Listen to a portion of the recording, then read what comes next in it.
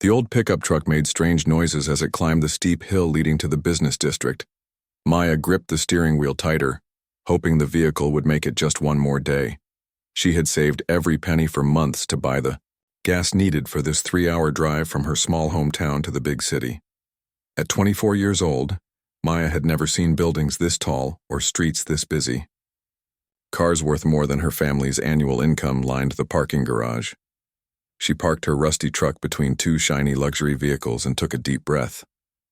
The contrast was embarrassing, but she reminded herself why she was here. Maya checked her reflection in the truck's cracked mirror. Her blazer came from the thrift store downtown, carefully chosen because it was the nicest thing she could afford. The small tear near the shoulder was barely visible if she kept her arm positioned correctly.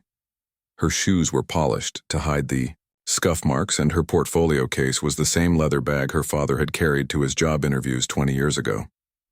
Walking into the lobby of Sterling Tech Corporation felt like entering another world. The marble floors were so clean they reflected the enormous chandelier hanging overhead. Maya had only seen places like this in movies. The security guard looked her up and down with curiosity as she approached the reception desk. "I'm here for an interview," Maya said softly to the receptionist, who was typing on a computer that probably cost more than Maya's entire college textbook budget. "Name?" the receptionist asked without looking up. "Maya Rodriguez. I have an appointment at 2:00 for the senior software engineer position." The receptionist's fingers paused over the keyboard. She glanced up at Maya's simple outfit, then back at her screen. "Senior engineer? Are you sure you have the right company?" Maya felt her cheeks grow warm but kept her voice steady. "Yes, I'm sure. I received the confirmation email 3 days ago." After checking her computer twice, the receptionist printed a visitor badge and pointed toward the elevators. 32nd floor. Take the elevator on the right." The elevator ride felt endless. Maya watched the numbers climb higher and higher, taking her further from the familiar world she knew. When the doors opened, she stepped into a hallway lined with floor-to-ceiling windows showing the entire city spread out below. It was beautiful and terrifying at the same time. Maya had grown up in a town where everyone knew everyone. Her family's farm was 5 miles from the nearest neighbor. The most advanced technology in her childhood home was their microwave, which her parents had bought used when she was 10 years old. But Maya had always been different from the other kids in her town. While her classmates played outside after school, Maya spent hours in the tiny town library, reading every book about computers and technology she could find. When the library got its first internet connection, Maya was the first person in line to use it. She taught herself programming languages by watching free videos online and practicing on the library's old computer. Her parents didn't understand her passion, but they supported her anyway. When Maya told them she wanted to study computer science, in college her father worked extra hours at the grain elevator to help pay for her education. Her mother took a part-time job at the local grocery store. They never complained, even though money was always tight. Maya graduated from the state university with the highest grades in her program. While her classmates partied on weekends, she worked as a tutor to pay for her books and spent her free time coding. She created her first program when she was 18, a simple application that helped her father track crop prices and weather patterns. Her father still used it every day. Now standing outside the conference room door at Sterling Tech Corporation, Maya felt the weight of her family's sacrifices. This job could change everything. The salary they offered was more money than her parents had ever made in a single year. It could help her pay off her student loans and maybe even help her parents fix the leak in their farmhouse roof. The conference room was impressive, with a long table made of dark wood and leather chairs that probably cost more than her truck. Large windows offered another stunning view of the city. Maya took a seat and arranged her materials neatly in front of her. Her hands were slightly shaking, but she had prepared for this moment for months. She had studied everything about Sterling Tech Corporation. She knew their history, their current projects, their competitors, and their challenges. She had practiced answering interview questions in her bedroom mirror until she could recite her responses perfectly. She had even researched the latest technology trends and industry news to make sure she could discuss anything they might ask. Maya opened her portfolio and reviewed her resume one more time. She had graduated with honors, completed 3 internships, and worked on several coding projects that solved real problems. Her professors had written glowing recommendation letters, calling her one of the most talented students they had ever taught. But Maya also knew she was different from most candidates they probably interviewed.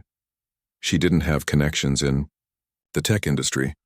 She hadn't attended expensive coding camps or worked at startup companies. She didn't have designer clothes or a fancy car. All she had was her determination, her skills, and her dream of building a better life for herself and her family. The door opened, and 5 people entered the conference room. Maya recognized the CEO, Richard Sterling, from the company website. He was a tall man in his 50s, wearing a suit that probably cost more than most people's monthly rent.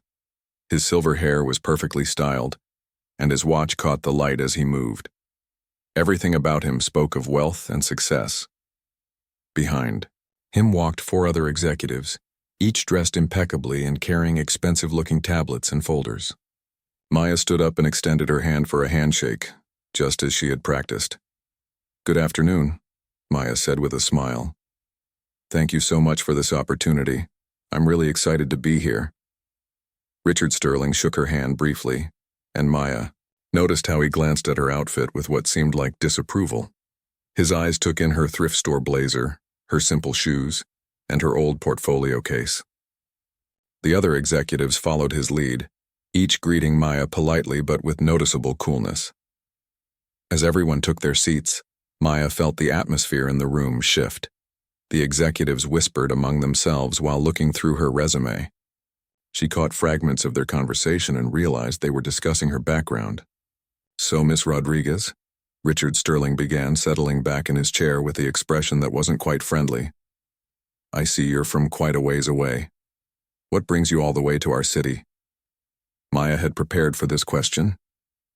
"I've been following Sterling Tech Corporation for several years, and I'm impressed by your innovation in artificial intelligence and machine learning. I believe my skills and fresh perspective could contribute to your team's success."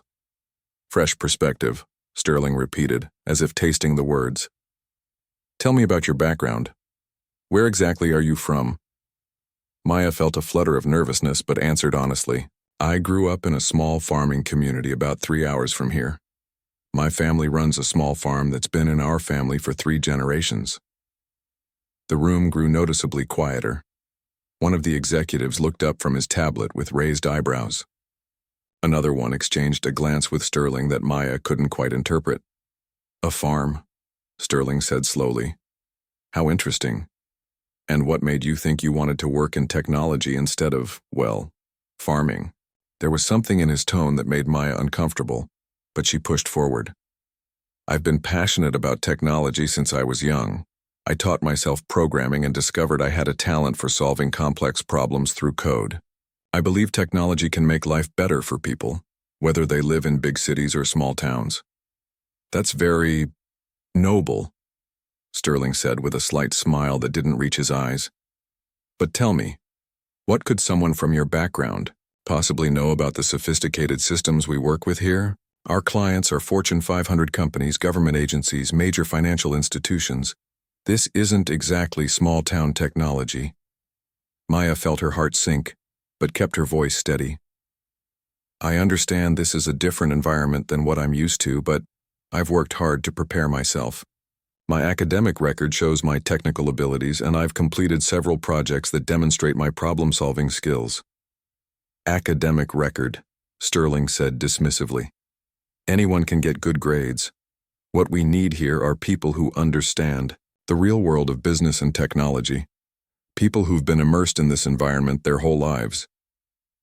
The other executives remained silent, but Maya could feel their eyes on her. She realized this interview was not going the way she had hoped. Sterling wasn't just questioning her qualifications. He was questioning whether someone like her belonged in his world at all. But Maya had come too far to give up now. She straightened her shoulders and prepared to show them exactly what a farmer's daughter could do. Maya took a deep breath and opened her portfolio, ready to show her best work. She had spent weeks preparing examples of her coding projects, each one carefully explained and documented. Her hands were steady now, even though her heart was beating fast. I'd like to show you some of my recent projects, Maya began, pulling out printed pages of code and screenshots. This first one is a data management system I created for small businesses. It helps them track inventory and sales patterns. Richard Sterling barely glanced at the papers she placed on the table. Instead, he leaned back in his chair and looked at her with what seemed like amusement. Data management for small businesses, he repeated slowly. Like what, keeping track of how many apples someone sells at a farmer's market? The other executives shifted uncomfortably in their seats. Maya felt her cheeks burn, but she kept her voice professional. Actually, the system can handle complex databases with thousands of entries. It includes features for forecasting, trend analysis, and automated reporting. Trend analysis?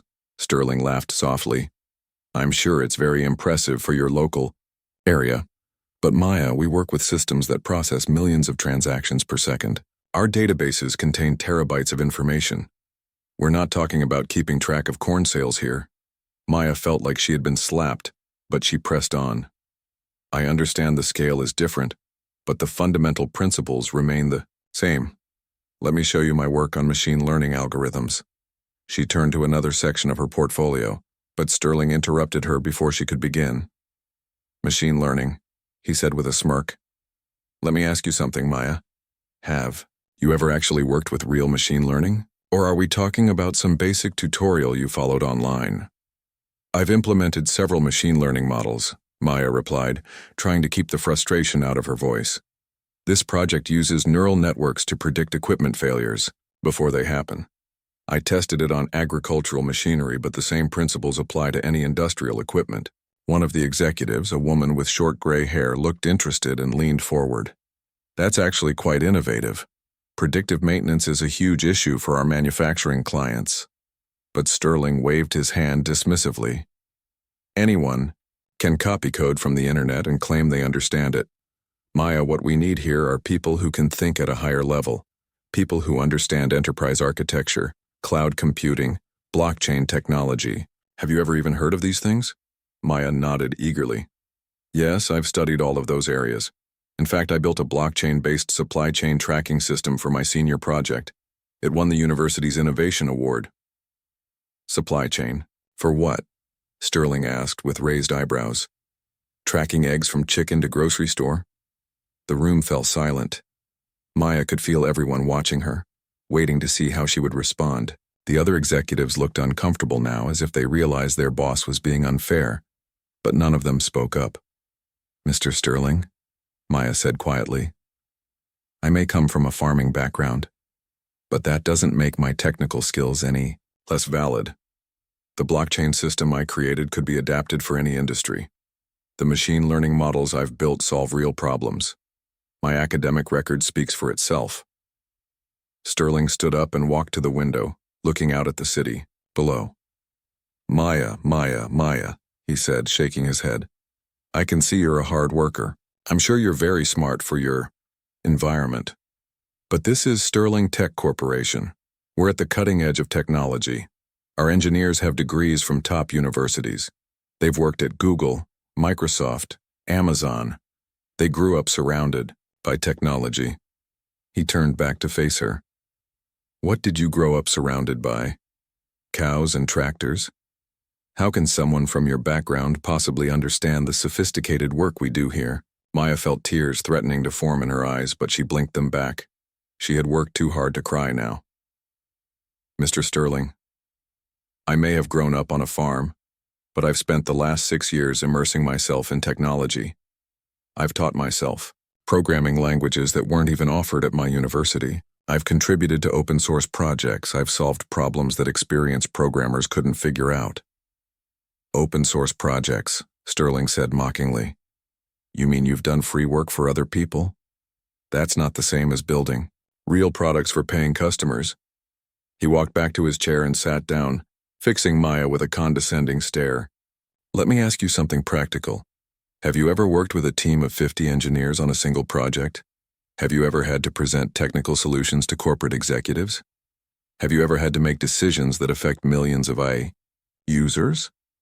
Maya had to admit she hadn't experienced those specific situations, but she tried to explain her relevant experience. No, but I've led smaller teams, and I've presented my work to professors and industry professionals. I understand the principles of scaling and team collaboration. Principles, Sterling laughed. Theory is very different from practice, Maya. When you're dealing with real-world pressure, real deadlines, real money on the line, you need people who can perform under pressure. People who understand the stakes. The gray-haired executive tried to interject. Mr. Sterling, perhaps we should focus on her technical abilities. Her resume shows some impressive achievements. But Sterling wasn't finished. You know what I think, Maya? I think you're a big fish in a small pond. You've impressed some professors at a state school, and now you think you're ready for the major leagues. But this isn't your hometown. This is the real world. Maya felt something break inside her chest.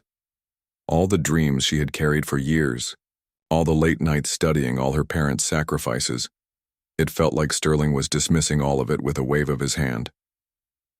I understand this is different from what I'm used to, Maya said, her voice getting smaller.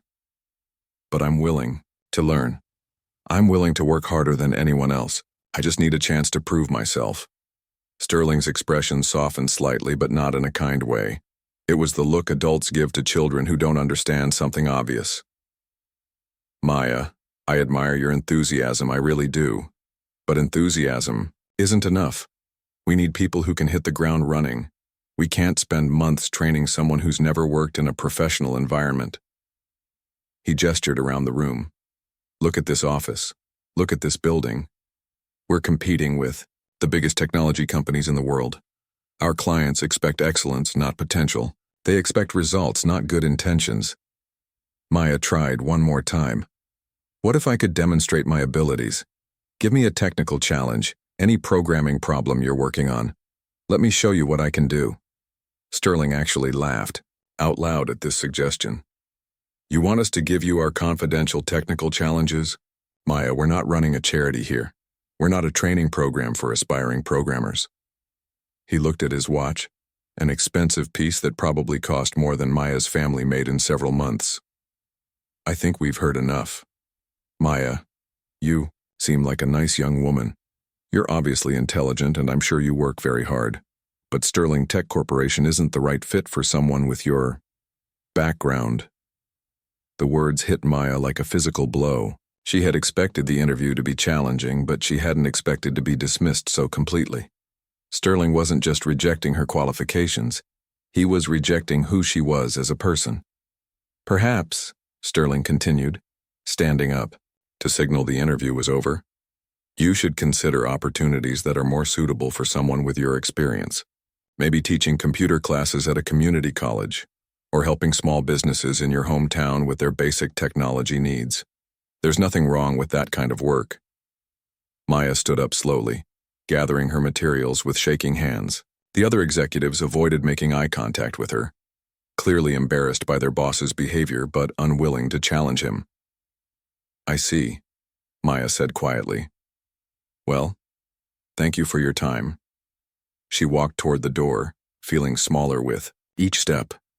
6 years of studying, dreaming, and working toward this moment, and it was ending like this. She had always known she was different from other candidates, but she had believed her skills would speak for themselves. As she reached for the door handle, something inside Maya sparked. She had driven 3 hours to get here. She had spent her last savings on gas money. Her parents had believed in her enough to sacrifice for her education. She owed it to them and to herself to try one more time. Maya turned around and faced Sterling one last time, her voice steadier than it had been all afternoon. Mr. Sterling, before I leave, I have one more thing to say. Maya turned around and faced Sterling one last time, her voice steadier than it had been all afternoon. Mr. Sterling, before I leave, I have one more thing to say. Sterling looked annoyed, as if he couldn't believe she was still talking. Maya, I think we've covered everything. My assistant will show you out. Just 1 minute of your time, Maya said, walking back toward the conference table. I noticed something interesting on your company website yesterday.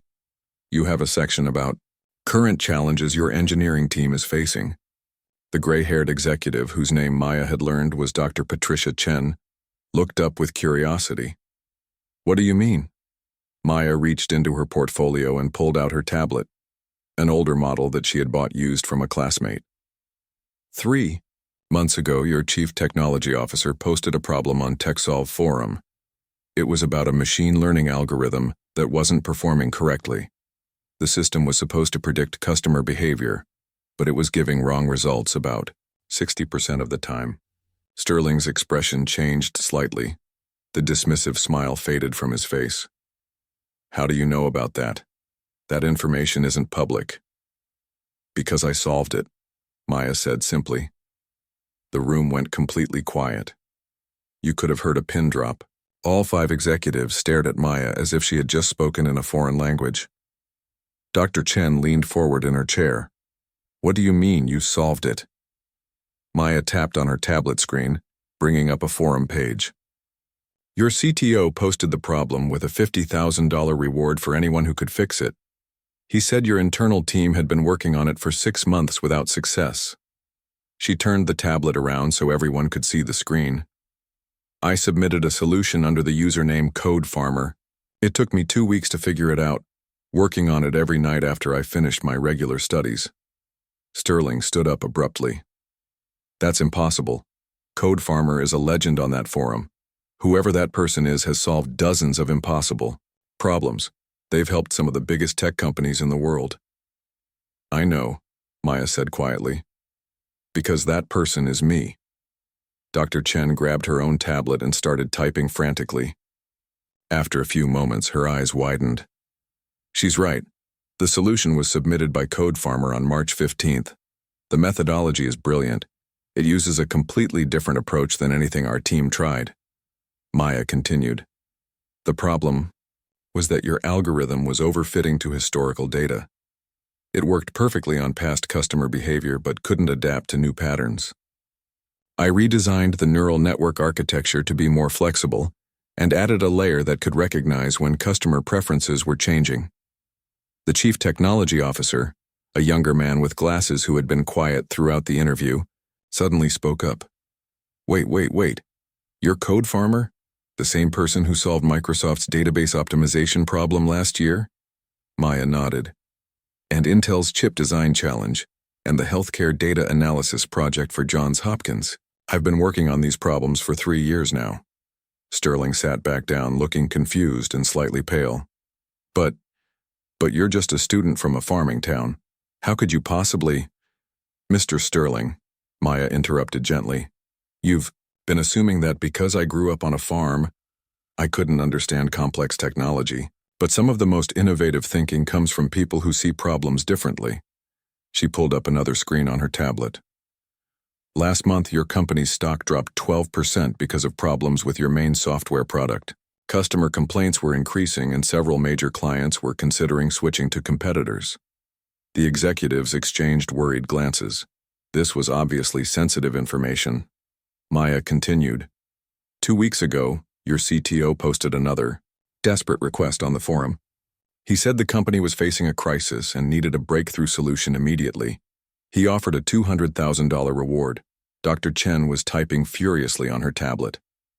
"My goodness," she whispered. "Code Farmer submitted a solution just 5 days ago. We haven't even had time to test it yet." "Actually, you have tested it," Maya said. "Your CTO ran the solution on your test servers yesterday. It improved system performance by 43% and eliminated the bugs that were causing customer complaints." The CTO took off his glasses and cleaned them nervously. "How do you know that?" "We haven't announced those results to anyone." Maya smiled for the first time since the interview began. "Because I've been monitoring the public-facing performance metrics on your website. When you implement my solutions, I like to make sure they're working correctly." Sterling looked like someone had just told him the sky was green. "This is impossible. Code Farmer has solved problems that teams of PhD engineers couldn't figure out. You're telling me that a 24-year-old from a farm has been doing this work?" "Mr. Sterling," Maya said patiently, "growing up on a farm taught me to look at problems practically. When our tractor broke down, we couldn't call a repair service. The nearest one was 50 miles away. We had to figure out how to fix things ourselves, using whatever materials we had available. She walked over to the whiteboard in the conference room and picked up a marker. When I look at a coding problem, I don't just think about the elegant solution that looks good in a textbook. I think about what will actually work in the real world, with real constraints and real limitations. Maya started drawing a simple diagram on the whiteboard. Your machine learning algorithm was failing because it was trying to be too perfect. It was like a fancy sports car that breaks down on a bumpy road. What you needed was something more like our old farm truck. Not pretty, but reliable and adaptable. The room was completely silent as Maya explained her approach. She drew connections between different parts of the system, showing how her solution addressed problems the original engineers hadn't even considered. Dr. Chen was taking notes rapidly. This is remarkable. The way you've restructured the data flow could revolutionize how we approach similar problems. Maya set down the marker and turned back to face Sterling. Mr. Sterling, you asked me earlier what someone from my background could possibly know about sophisticated technology. The answer is that I know how to solve problems that matter. I know how to build things that work, not just things that look impressive. Sterling was staring at the whiteboard, then at Maya, then back at the whiteboard. But why didn't you mention this at the beginning of the interview? Because I wanted you to judge me as Maya Rodriguez, not as Code Farmer, Maya replied. I wanted to see if you would give me a fair chance based on my education, my enthusiasm, and my potential. I hoped that my technical knowledge would speak for itself. She paused and looked around the room at all the executives. But it became clear that you had already decided I wasn't good enough before you even looked at my qualifications. You saw where I came from and made up your mind about who I was. The CTO spoke up again, his voice filled with excitement. Maya, the solutions you've provided have saved our company millions of dollars. The healthcare algorithm you designed is being used by hospitals across the country. The optimization system you created for that banking client prevented a major security breach. Maya nodded. I know. I follow up on all my projects to make sure they're helping people. That's why I do this work, not for the money or recognition, but because technology should make life better for everyone. Sterling stood up again, but this time his expression was completely different. The arrogance was gone, replaced by something that looked like panic. Maya, I think there's been a misunderstanding. When I said those things earlier, I was just testing you, seeing how you would handle pressure. Maya looked at him calmly. Mr. Sterling, you weren't testing me. You were judging me based on where I come from instead of what I can do. You made assumptions about my abilities without giving me a chance to prove myself. Dr. Chen cleared her throat. Maya, I owe you an apology. We all do. Your work as Code Farmer has been legendary in our industry. We've been trying to recruit that person for over a year. The irony, Maya said softly, is that Code Farmer was sitting right here in this room and you almost sent her away because she didn't look like what you expected a genius to look like. The atmosphere in the room had completely changed. The executives who had been dismissive 30 minutes ago were now looking at Maya with something close to awe. The CTO was practically bouncing in his seat with excitement about the technical possibilities, but Maya wasn't finished. She had one more thing to say, and it was the most important part of all. Maya looked around the conference room one final time, taking in the faces of the 5 executives who had completely changed their attitudes in the past few minutes. The transformation was remarkable, but it also made her sad. These were the same people who had dismissed her just moments ago, and now they were treating her like she was the most important person in the world. Maya, Sterling said, his voice completely different from the mocking tone he had used earlier. I think we got off on the wrong foot. Let me start over. Welcome to Sterling Tech Corporation. We would be honored to have someone of your caliber join our team. Maya didn't respond immediately. She was thinking about everything that had happened in the last hour. She was thinking about the way Sterling had looked at her clothes, the way he had dismissed her background, the way he had made her feel small and worthless. Dr. Chen jumped in eagerly. Maya, we've been trying to contact Code Farmer for months. We wanted to offer a permanent consulting position with unlimited resources and a 7-figure salary. Now that we know it's you, We can make that offer official. The chief technology officer was practically vibrating with excitement. Maya, the work you've done is revolutionary. Your approach to machine learning is at least 5 years ahead of what anyone else in the industry is doing. We could build an entire research division around your methods. Maya listened to their offers, but something felt wrong. These people were treating her completely differently now, not because she had changed, but because they had learned something that impressed them. She was the same person who had walked into this room an hour ago, with the same knowledge, the same skills, and the same potential. "Mr. Sterling," Maya said quietly, "may I ask you something?" "Of course, anything," Sterling replied, leaning forward eagerly. 30 minutes ago, you told me that someone from my background could never understand sophisticated technology. You said I should go back home and maybe teach basic computer skills at a community college. What changed?" Sterling shifted uncomfortably in his chair. "Well, obviously we didn't have all the information about your achievements, now that we know about your work as code farmer." "But my achievements didn't change," Maya interrupted gently. "I'm the same person I was when I walked through that door. I had the same education, the same skills, the same projects in my portfolio. The only thing that changed is that you learned about my online reputation."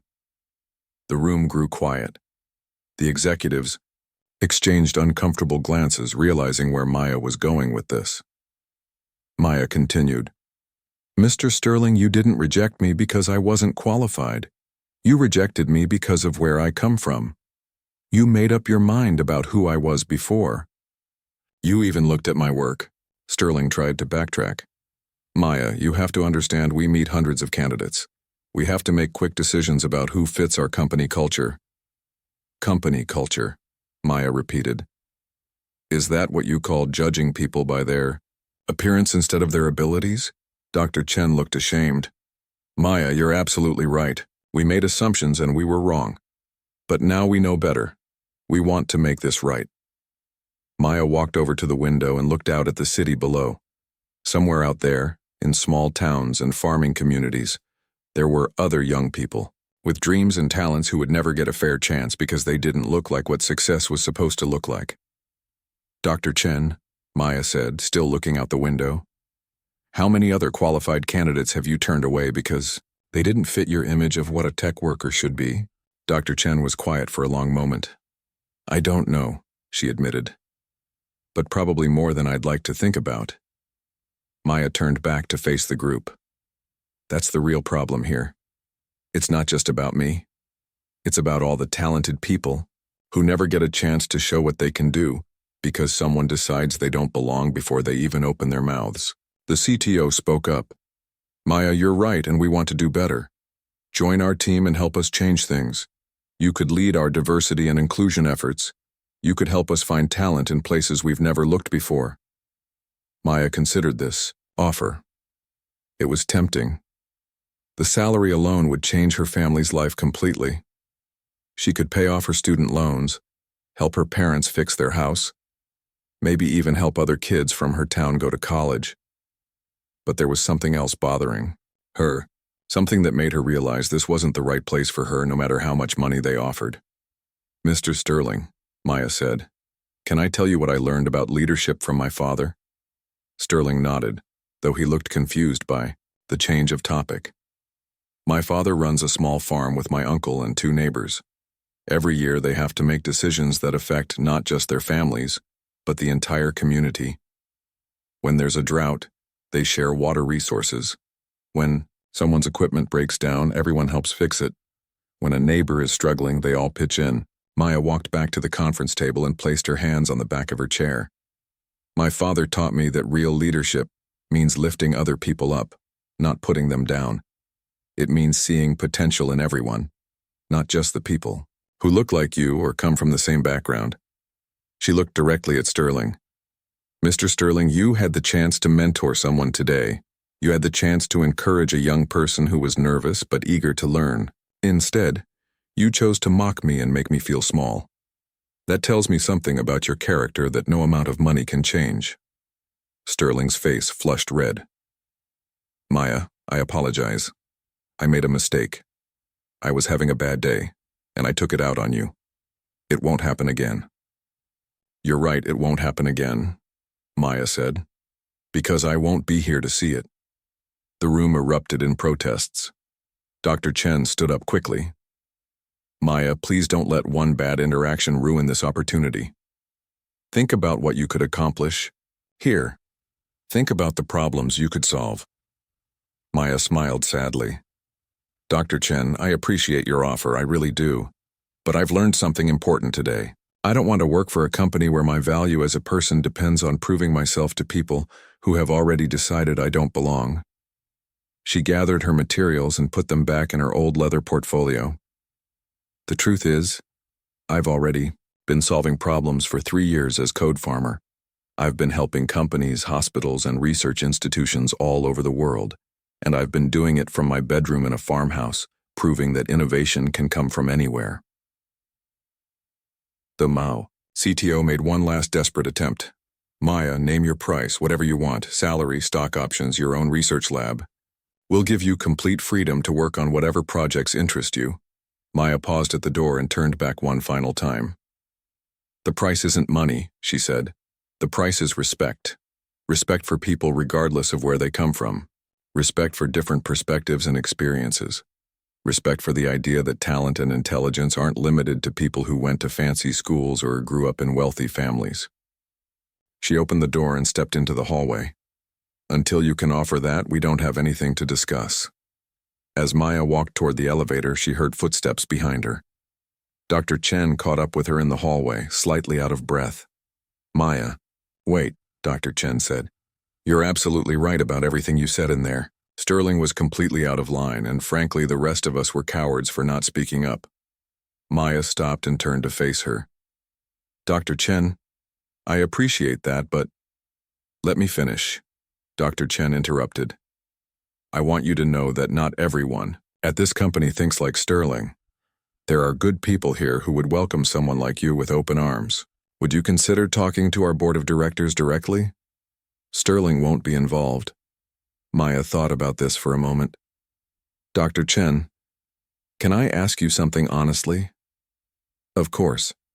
If you had never learned that I was code farmer, would you be out here trying to convince me to stay?" Dr. Chen was quiet for a long moment, and Maya could see the answer in her eyes. "I thought so," Maya said gently. "That's the problem. My worth as a person shouldn't depend on having a secret identity. That impresses people. I should be valued for who I am, not for what I can prove." Maya pressed the elevator button and waited. When the doors opened, she stepped inside and turned to face Dr. Chen one last time. "Dr. Chen, I hope Sterling Tech Corporation does better in the future. I hope you find ways to recognize talent regardless of where it comes from. But I won't be part of a company that has to learn my secret identity before they treat me with basic respect." As the elevator doors closed, Maya felt a mix of sadness and relief. She had lost the job opportunity, but she had kept her dignity. More importantly, she had learned something valuable about herself and about the kind of workplace she wanted to be part of. When Maya got back to her truck in the parking garage, she sat for a few minutes before starting the engine. Her phone was already buzzing with messages. Word had gotten out somehow that Code Farmer had revealed their identity, and other tech companies were already reaching out with job offers. Maya smiled as she read the messages. Maybe this rejection was actually a blessing in disguise. Maybe there were better opportunities waiting for her with companies that would value her for who she was from the very beginning. She started the old truck and began the long drive home, already planning her next chapter.